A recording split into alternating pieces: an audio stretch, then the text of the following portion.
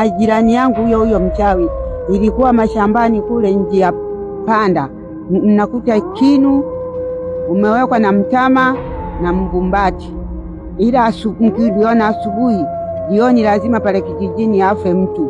Huko kwetu nikwambie sasa, watu mpaka sasa hivi wengine wanapigwa mapanga tu, macho yakionekana mekundu, napigwa panga, wewe unaonekana mchawi hata kama sio mchawi. Natokea mkoa wa Shinyanga, wilaya ya Shinyanga. Shinyanga, ukionekana macho yako ni mekundu unaonekana ni mchawi hata kama sio mchawi. Hata kama sio mchawi, wewe utachezea mapanga tu ya usiku. Mpaka sasa hivi kwa karne hii ya 21 bado watu wanapigana mapanga. Bado wanapigana, ila sasa wamebakia wale wa mapolini kabisa huko. Wengine hata elimu haiwafiki. Wanaofikiwa na elimu kidogo. Halafu na mambo ya dini haya, unajua dini zimeenea madhehebu mengi, kidogo imani zinakuwepo. Na kijana mmoja nimesoma naye, aliposhiriki dini tu ndani kwake katoa viganja vya watoto vilivyokaushwa. Hiyo ni live wala sio kuona kwangu mimi.